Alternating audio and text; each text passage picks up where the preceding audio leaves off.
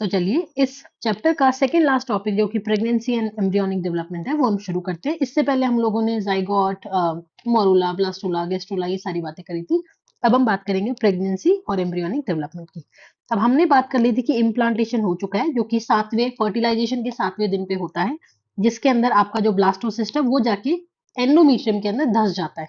ठीक है, उसको आप लोगों ने क्या बोला था? इम्प्लांटेशन। अब होता क्या है, इम्प्लांटेशन के जस्ट बाद में जो आपकी ट्रोफोब्लास्ट है, ट्रोफोब्लास्ट क्या थी?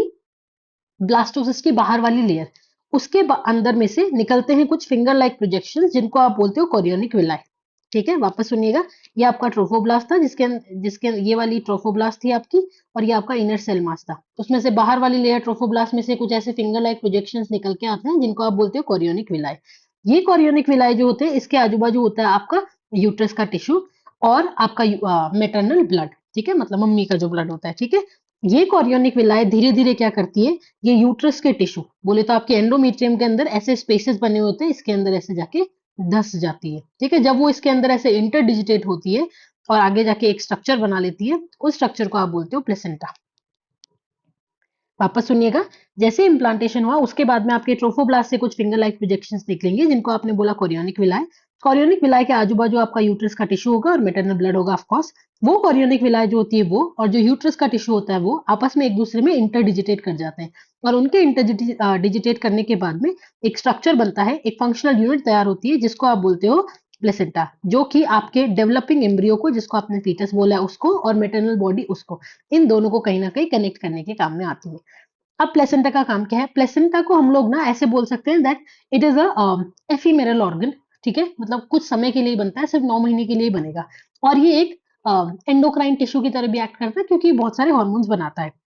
उसके अलावा आपका प्लेसेंटा क्या करता है, जब बच्चे के सारे सिस्टम तैयार नहीं होते तब ये बच्चे को ऑक्सीजन की सप्लाई का ध्यान रखता है, बच्चे को न्यूट्रिएंट सप्लाई का ध्यान रखता है, बच्चे के जो कार्बन डाइऑक्साइड है उसको रिमूव करता है, बच्चे का जो एक्सक्रीटरी या वेस्ट मटेरियल उसको भी रिमूव करता है। ठीक है, बोले तो respiratory organ, digestive organ, excretory organ, endocrine tissue, ये सब की तरह एक्ट करता है। ठीक है, प्लेसेंटा और जो बच्चा है, मतलब the placenta and the embryo they are connected with the help of a cord like structure, उसको आप बोलते हो अम्बिलिकल कॉर्ड। फॉर एग्जाम्पल मान लो ये आपका एम्ब्रियो है, ठीक है, और ये है आपका प्लेसेंटा, तो इनके बीच में एक कॉर्ड लाइक स्ट्रक्चर प्रेजेंट होता है, इस कॉर्ड लाइक स्ट्रक्चर को आप बोलते हो अम्बिलिकल कॉर्ड। इसी अम्बिलिकल कॉर्ड से बच्चे से सामान मदर के पास में और मदर से सामान एम्ब्रियो के पास में आता रहता है। ठीक है, दोनों ब्लड मिक्स नहीं होते।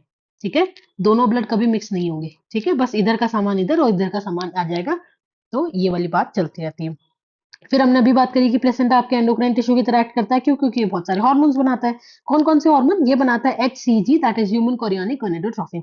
एचसीजी जो होता है ये वही हार्मोन है बेटा जो प्रेगनेंसी, मतलब अगर कोई फीमेल प्रेग्नेंट है और उसको टेस्ट करना है तो वो जो यूरिन वाला टेस्ट होता है ना, जैसे स्लिप टाइप्स आता है। ठीक है, ये इस टेस्ट को आप बोलते हो ग्रेविंडेक्स टेस्ट।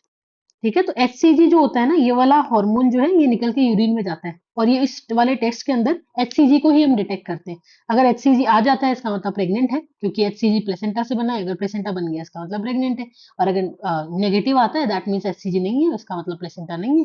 ठीक है, तो मतलब प्रेग्नेंट भी नहीं है फीमेल, ये वाली बात हुई।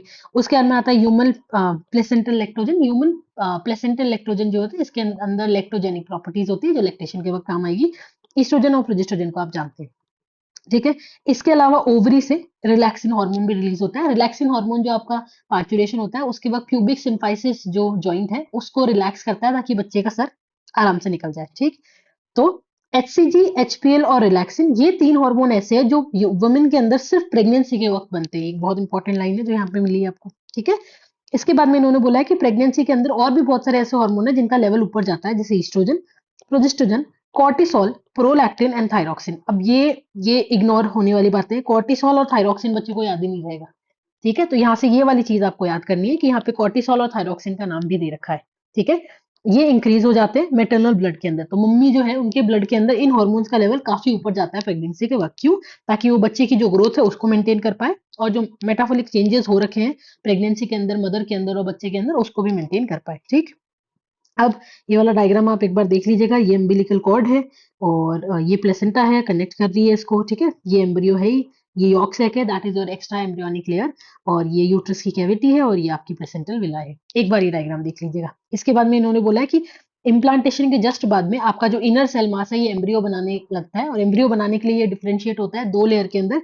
एक होती है एक्टोडर्म और एक होती है एंडोडर्म। धीरे-धीरे इनके बीच में एक और लेयर आती है जिसको आप बोलते हो मेसोडर्म, ठीक है? और ये तीनों लेयर आगे जाके सारे टिश्यूज़ बनाएँगे।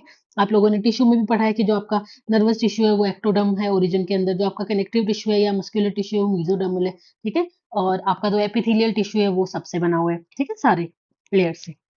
अब हम बात करते हैं कि जो इनर सेल मास है उसके अंदर कुछ स्पेशल सेल्स होते हैं जिनको आप स्टेम सेल्स बोलते हो, जिनके पास में पोटेंसी होती है, वो टोटिपोटेंट होते हैं, ठीक है? तो वो कोई किसी भी टिश्यू या किसी भी ऑर्गन को बना सकते हैं, ठीक? इसके बाद में इन्होंने बोल रखा है कि जो फीमेल है हमारी प्राइमेट फीमेल, तो उसकी जो प्रेगनेंसी है वो 9 महीने तक लास्ट करती है। क्या आपको डॉग, एलिफेंट और कैट के बारे में पता है? तो अगर हम एलिफेंट की बात करें 2 साल तक की होती है, डॉग की अगर हम बात करें तो लगभग 2 महीना होता है, 60 दिन, 60 से 65 दिन। कैट की बात करें तो 55 से 65 दिन के आसपास, ठीक है? ये आप लिख लीजिएगा, ठीक? अब इन्होंने यहाँ पे कुछ चेंजेस बता रखे हैं कि पहले महीने में क्या होता है, दूसरे महीने में क्या होता है, तीसरे महीने में बच्चे के अंदर क्या होता है, वो वाली बातें दे रखी है। तो मैंने इसको साइड में समराइज़ करके डाल दिया है कि 1 महीने के बाद में हार्ट बनता है, दूसरे महीने के एंड में फीटस डेवलप होता है, उसके लिम्स और डिजिट मतलब हाथ-पैर बन जाते हैं। तीसरे महीने के एंड में ज़्यादातर सारे ऑर्गन सिस्टम बन जाते हैं और लिम्स और एक्सटर्नल जेनिटिलिया वेल डेवलप्ड हो जाता है। 5वें महीने में फीटस पहली बार मूव करता है और उसके माथे पे बाल आ जाते हैं। 6 महीने के एंड में पूरी बॉडी पे बाल आने लग जाते हैं, उसके आईलिड सेपरेट हो जाते हैं और आईलैशेस बन जाती है, और 90वें महीने में बच्चा पूरा डेवलप हो जाता है और डिलीवरी के लिए रेडी है। ठीक? कुछ एक्स्ट्रा बातें जो मैंने यहाँ पे साइड में लिख रखी है। 2.5 वीक में बच्चे का नोटोकॉर्ड और न्यूरल प्लेट बनता है। ब्लड सेल बनना शुरू हो जाता है यॉर्क सैक में। शुरू में यॉर्क सैक में बनता है, ठीक है? बाद में आपका बोन मैरो के अंदर बनता है। 2 महीने के बाद में हम बच्चे को फीटस बोलने लग जाते हैं।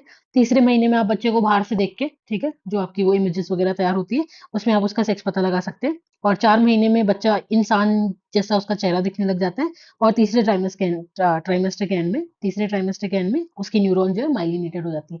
अब ये ट्राइमेस्टर क्या है?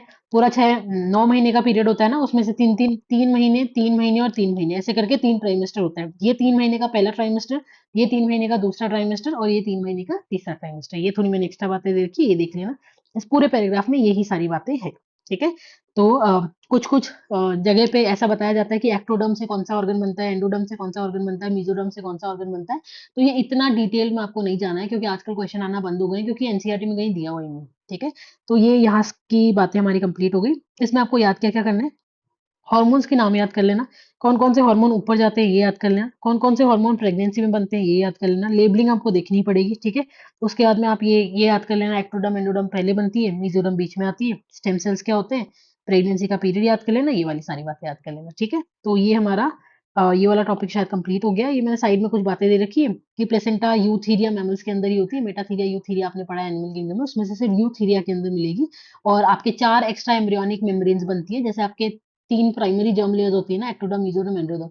वैसे ही एक्स्ट्रा एम्ब्रियोनिक लेयर्स भी होते हैं जिसमें आते हैं कोरियन, एलेंटॉइस, एमनियन और यॉर्क सैक। तो आपकी प्लेसेंटा कोरियन और एमनियन से बनती है। इतना याद नहीं करना है, डिटेल में है बहुत ज़्यादा, ठीक है? फिर प्लेसेंटा 3 तरीके की होती है ह्यूमन की, मेटाडिस्कॉइडल, डेसिडुअस, हेमोपोरियल। इन तीनों का नाम आपको याद हो तो ठीक है, नहीं हो तो भी चलेगा, ठीक है? तो ये वाला टॉपिक हमारा कंप्लीट हो गया, दैट्स इट। अब मैं एक और वीडियो अपलोड करूँगी थोड़ी देर बाद में, उसके अंदर आपका आखिरी टॉपिक आएगा, that would be parturition and lactation, और उसके अंदर हम लोग समरी भी कंप्लीट कर लेंगे।